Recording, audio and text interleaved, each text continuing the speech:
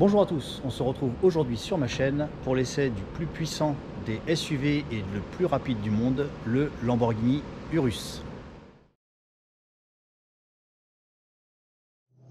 Nous voici donc devant le Lamborghini Urus, 4 litres V8 biturbo de 650 chevaux. Alors à savoir que ce n'est pas le premier opus chez Lamborghini, puisqu'en 1986, ils ont sorti un V12 suite à une demande de l'armée américaine. Donc il a été commercialisé de 86 à 92 avec un V12 atmosphérique.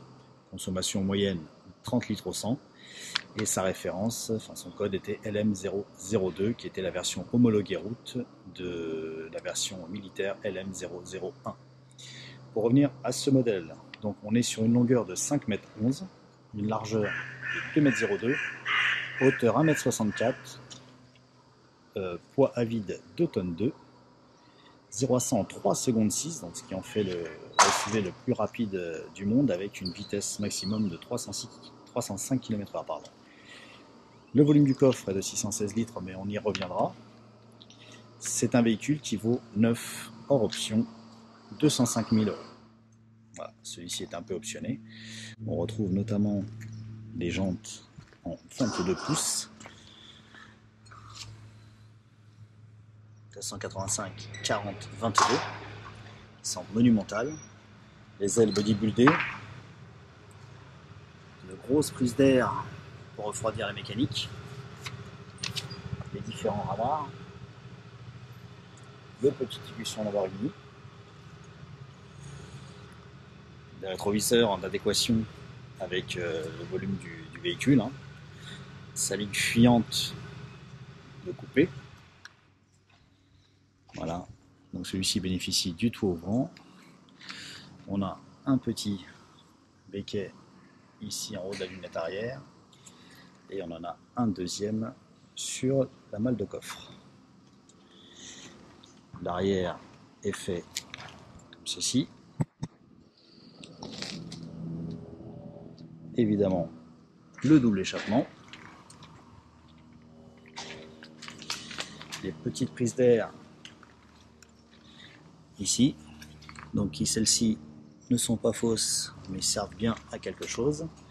On remarque les détails chez Lamborghini, les feux en relief, les ailes bien galbées. C'est vraiment une belle réussite.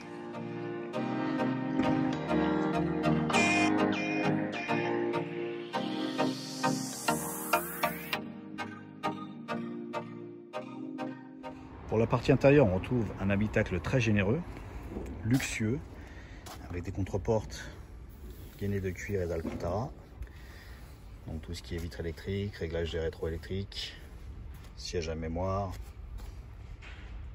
un très beau cuir rouge surpiqué, avec le logo Lamborghini brodé sur les appuis-têtes. Sur le poste de pilotage, ça se présente comme ça. Voilà. On met le contact via le désormais célèbre gâchette. On freine, on appuie et le moteur s'ébroue.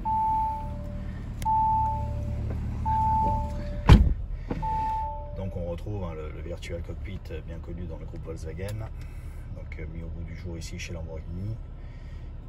On peut ajuster, modifier différentes vues du compteur suivant ce qu'on veut y mettre. Voilà, le rappel du GPS notamment. On dispose de la sonorisation Bang & Olufsen, donc une réputation qui n'a plus à se faire. Sa notoriété dépasse les frontières, donc voilà, le groupe a fait confiance à Bang & Olufsen et depuis plusieurs années maintenant pour équiper en matière de sonorisation leur véhicule. Le petit rappel Lamborghini. Donc on a un double écran, le premier gère l'infodivertissement, le deuxième gère toutes les commandes de clim, etc. On a les différentes assistances ici en partie haute. On a donc siège chauffant, ventilé, volant chauffant également.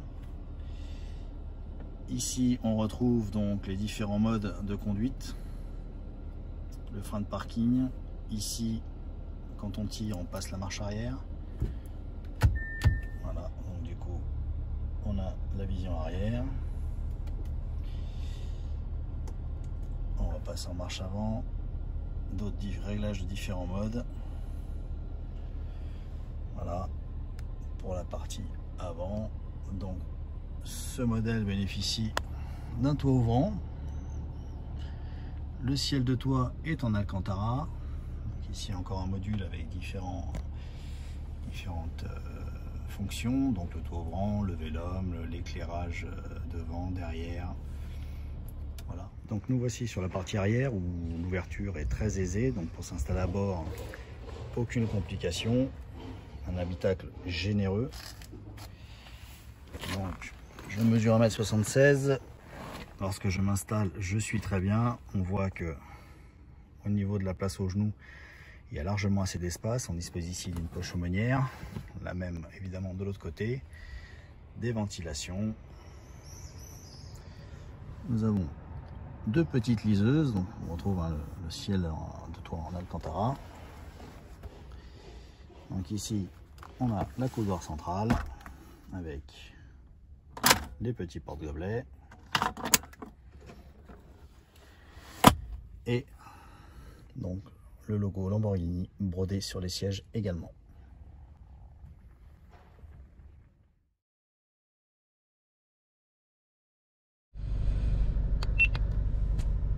Nous voilà partis donc pour faire quelques tours de roue à bord de ce Lamborghini Urus V8 biturbo 650 chevaux. Donc on ne le voit pas à l'écran, mais il dispose également de l'option affichage tête haute.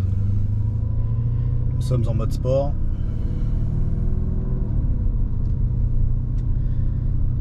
La prétention de la ceinture de sécurité qui s'effectue, qui vient de se faire dès les premiers tours de roue.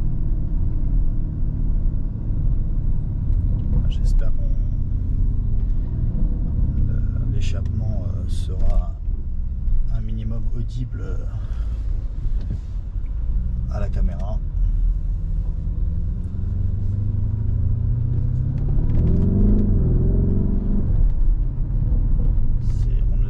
Pas du tout, mais pas du tout les 2 tonnes 2 du véhicule.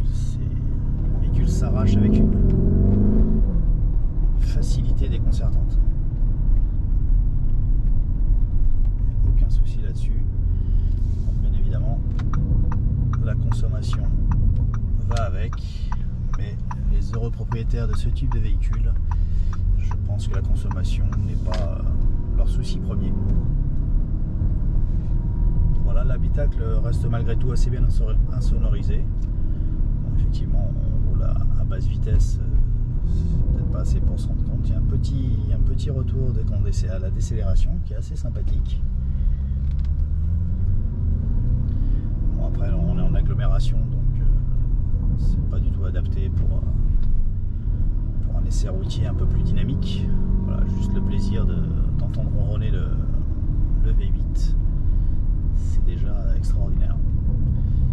Donc je voudrais remercier la société GoFast Location, Kevin plus particulièrement pour le prêt de ce véhicule.